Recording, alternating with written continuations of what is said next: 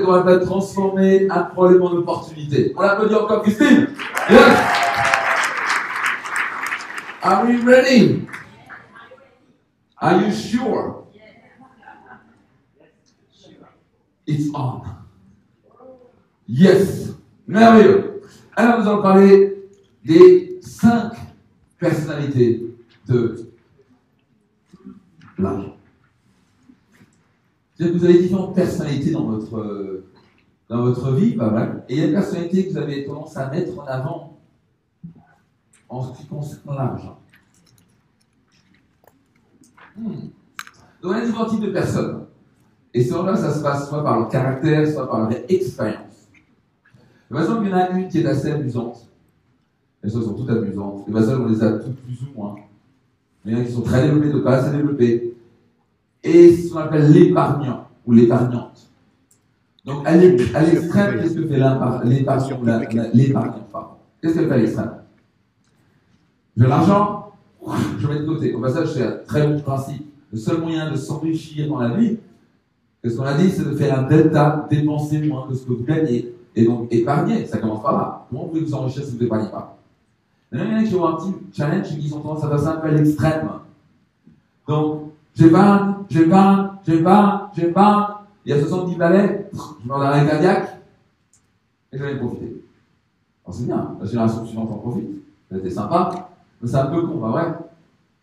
Et surtout, ils épargnent, mais ils ne font rien avec. On a parlé par exemple d'inflation au début de ce séminaire, pas vrai?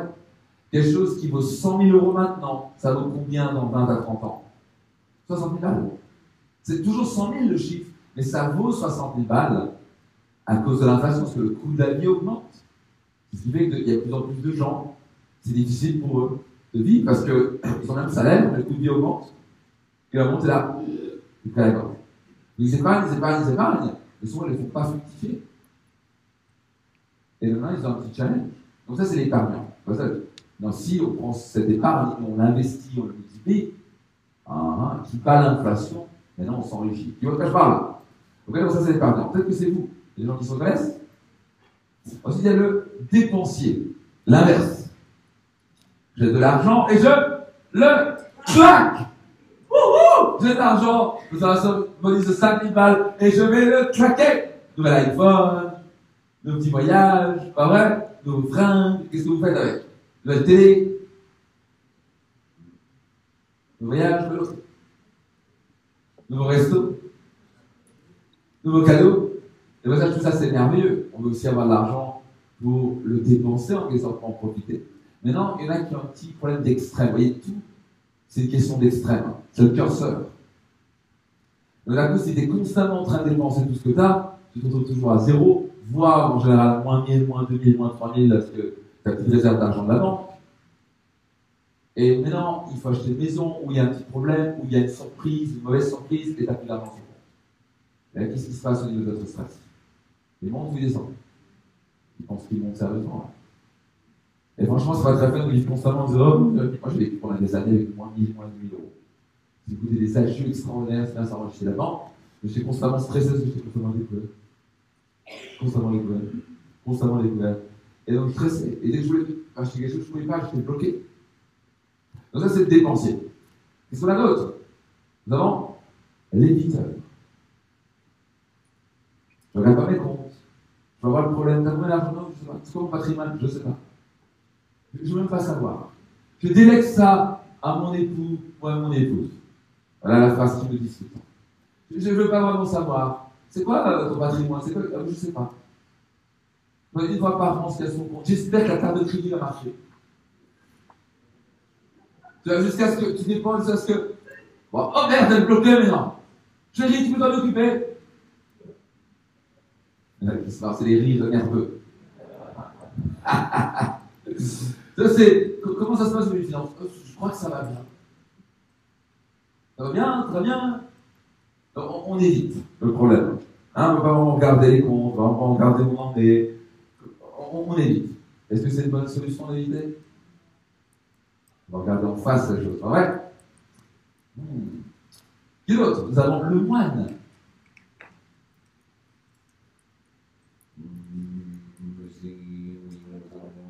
l'argent n'est pas important.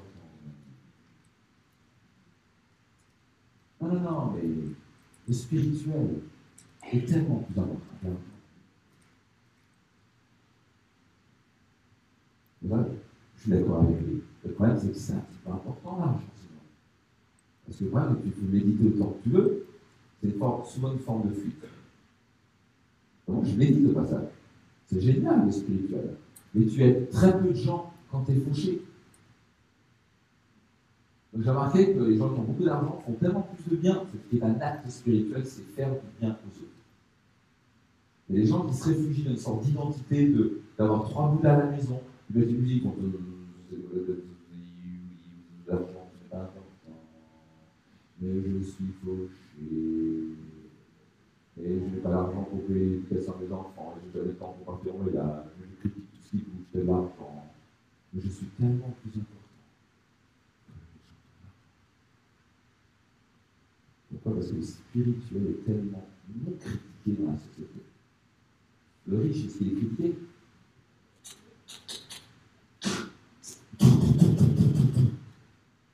Bon, le spirituel, tu as un but à la maison. Trop bien! Donc, c'est ça, parce qu'il y a tout un mouvement actuellement pseudo, qu'on appelle spirituel, qui est loin d'être spirituel. On se donne une identité, on se réfugie dans l'identité, et c'est tellement mieux d'être pauvre. Parce que c'est bien. Le problème, c'est que tu ne fais pas la meilleure éducation des enfants. Tu ne fais pas la vie que tu veux. Et si tu veux vraiment aider, alors gagne de l'argent. Qui veut aider les pauvres ici? Soyez sûr de ne pas en devenir.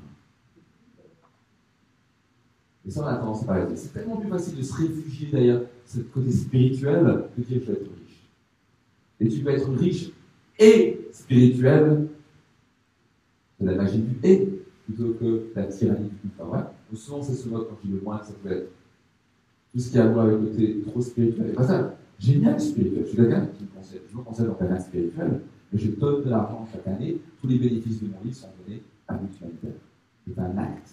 Vous n'avez pas aidé comme ça, motive chaque année, en plus, vous gagnez encore plus d'argent parce que je ne peux pas donner plus. On a donné 1 millier d'euros à l'Enfant Bleu, par exemple. C'est une association qui est pour la maltraitance des enfants. Des choses absolument horribles peuvent arriver. J'ai l'argent pour les aider. On a pu aider des écoles en Afrique. Pour ça, il faut de l'argent. Tu veux méditer autant que tu veux, c'est bien, c'est plus calme, c'est plus serein. Je médite aussi. Il n'était pas en train d'aider le monde, là. Mais c'est tellement plus confortable parce que ce n'est pas critiqué. On ne critique pas le spirituel, on critique le riche. Tu vois de quoi je parle ici? Donc, si vous êtes cette personne-là, peut-être sortir un petit peu de là. Le risqueur. Quel risqueur, c'est quoi? Je prends des risques. À l'extrême, est-ce qu'on peut s'enrichir sans avoir des risques? On ne peut pas s'enrichir, on doit prendre des risques. Maintenant, il y en a qui ont une sorte d'addiction qui crée de l'adrénaline à des risques démesurés, non réfléchis. Donc, une des clés d'enrichissement fondamentales, c'est de prendre des risques mesurés. Ça va être capital. Toujours réfléchir, c'est quoi? Je prends un risque, mais quel est le retour sur investissement? Qu'est-ce que je mesure derrière? On va parler d'asymétrie ce soir.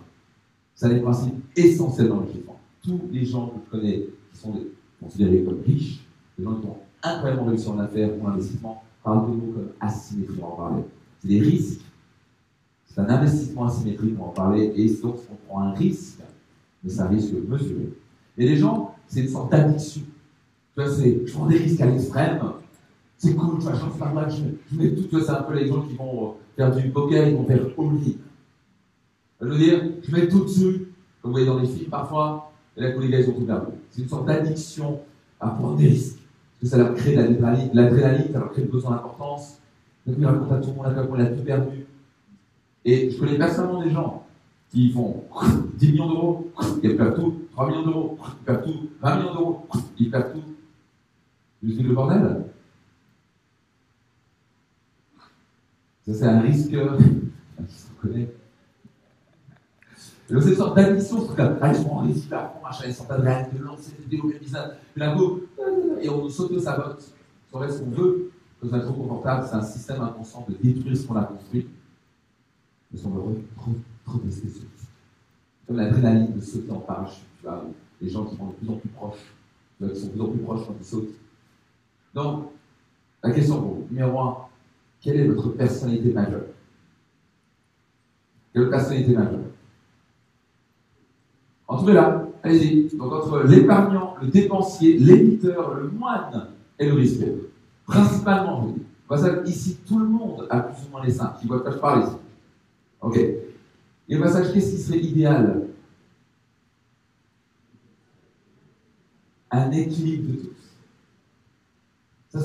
Ça c'est dans la théorie, on tout le monde n'est pas ça. Mais si vous n'êtes pas épargnant, comment vous voulez vous enrichir? Comment vous voulez améliorer vos finances? Pas possible. Maintenant, si tu n'es que épargnant et tu n'es pas que dépensier, tu ne vas jamais vivre heureux. Tu vas être constamment étouffé, tu vas vivre dans l'austérité, mais c'est pas cela que je voulais, pas vrai? Si c'est ok d'être un petit peu éditeur. Si tu es constamment sur les comptes tout le temps, regarder tout ce qui est beau, tu stresses, c'est pas possible. Et les gens sont là, tu vas dire tous les trucs. Combien l'essence? 32 €, perdu 5, ils te notent, ils sont toujours en train de faire attention, ils paniquent grave. Il y a une différence entre, il y a gens qui se parlent là, il y a une différence entre, tu regardes un œil, tu es en train d'éviter, et tu vois, il y a l'autre extrême, c'est, je stresse totalement et je mesure tout. Qui voit de quoi je parle? Donc il faut regarder, pour même éditeur, même si tu es éditeur, ça te permet d'avoir la vie tranquille, de ne pas forcément être rivé sur les comptes tous les jours en train de stresser. Il y a 2 € qui partent, ça vient de tout ce gars. Ça vous crée beaucoup de stress. Qui est la fin? C'est bien, vous aurez gagné plus d'argent que vous serez pas hors de stress. Et c'est un peu con, pas vrai? Ensuite, nous avons le moine. Le moine. Je pense que c'est très important de ne pas mettre l'argent en numéro 1. Si on a un but spirituel avec l'argent, oh mon Dieu, c'est merveilleux. Maintenant, on se dit, comment je peux utiliser mon argent pour redonner? Et ce n'est pas une conception juste de méditer. Méditer, c'est super, ça vous aide à être plus serein, à être moins stressé. Je le recommande fortement, je le dis tous les jours. Il y a une différence entre se réfugier vers l'identité et combler son besoin important, c'est d'épuiser, je le dis. Tu sais, je suis allé en Inde. Oui, mais là. Tu es en train d'aider des gens, là, non? Il y a une différence entre ça et utiliser l'argent pour le bien. S'enrichir en faisant du bien. Créer de la valeur sur le marché. Améliorer la qualité des gens. Qui pensent qu'être un peu moins sur les bords, ça vaut le coup. Je suis le premier à dire, mon Dieu, si vous gagnez juste de l'argent pour vous sentir important, écraser l'autre, pour vous sentir puissant, vous allez être la personne la plus malheureuse sur Terre. Et si l'argent devient un moteur pour faire du bien, vous pouvez vous enrichir en faisant du bien à travers vos produits et vos services, à travers ce que vous créez, dans l'immobilier ou ailleurs. Et qu'en plus, vous pouvez même utiliser, c'est ce que je vais vous recommander, c'est à vous de décider, une partie de votre argent à le redonner, ça va vous motiver encore plus à en gagner, parce que le plus vous en gagnez, plus vous pouvez la redonner. Et c'est comme un cycle en lien. Ça va vous créer une chaleur humaine, c'est la richesse intérieure. Pour se dire, je peux redonner de l'argent. J'ai du mal, on n'est pas dans une culture, la culture française a du mal à se mettre à ça. Et pour ça, je suis pas en train de dire c'est bien, pas chacun choisit. Mais parfois, on a peur de donner un petit peu. Le fait de donner, ça nous envoie un message à votre cerveau en disant, tu sais quoi, je peux donner et je me fais confiance que je suis capable d'en faire. C'est vraiment puissant ce qu'on nous transmet. Donc là, quand on donne un petit peu, déjà ça te fait un bien fou. Par contre, si vous donnez pour avoir un besoin d'importance, c'est des gens qui donnent de l'argent pour avoir leur nom sur un bâtiment. Quel besoin ils comblent? Besoin d'importance. Et ils sont toujours malheureux. T'as vu mon nom là? Je vais donner 1 million là. Voilà, il faut mieux donner 1 million. Je ne peux pas le donner, on est d'accord. Tu vois que je parle ici. C'est super. Moi, c'est des malheureux qui disent, t'as vu, il a besoin de reconnaissance. Il ne faut pas une reconnaissance intérieure. Il y a une différence entre, je ne sais pas combien, j'ai des amis milliardaires, ils donnent chaque année 2, 3, 4 millions d'euros dans l'humanitaire et ils ne disent à personne. Le seul moyen de la prendre, c'est son frère, il t'appelle des speakers, il ne dit à personne. C'est important. J'ai lu dans un livre quelque chose d'extraordinaire. C'était un homme d'affaires qui, chaque année, disait quoi? On m'a donné un coup de main quand j'étais jeune et je voudrais redonner ce cadeau qu'on m'a offert. Et tous les ans, ce qu'il faisait, il demandait à une personne, il était quasi payé à mi-temps, pour trouver une personne, un couple jeune, qui n'avait pas forcément les finances et qui était méritant, et qui avait une super attitude, qui voulait réussir, qui voulait avancer dans la vie. Et il s'est dit, je vais donner, je vais offrir un appartement à ces jeunes de manière totalement anonyme. Et chaque année, il repérait ce couple. Et il disait, voilà pourquoi je pense que c'est bien au Teco, on va leur acheter un magnifique appartement sur la 5e avenue à New York. Comme ça, gratos. Et les gars, ils disaient, mais c'est pas possible. C'est pas possible. Mais ça vient de qui on peut dire merci? Voilà. Vous savez, bien sûr, que je marche pas. Ils trouvent ça cool. Quand j'ai lu ça, je me dis, c'est ce genre de personne que je veux devenir. Quand la personne qui donne, alors déjà, donner c'est super, mais pas donner pour dire, je fais ça. Quand tu peux donner comme ça sans avoir un nom, bizarrement, c'est l'amour inconditionnel et ça fait une chaleureuse manière incroyable. Là, on sent de des riches extérieurement, de des riches intérieurement. Peut-être un petit peu moins qui pense que c'est une bonne idée. Il y a difficilement quelque chose que je n'avais plus de joie que ça.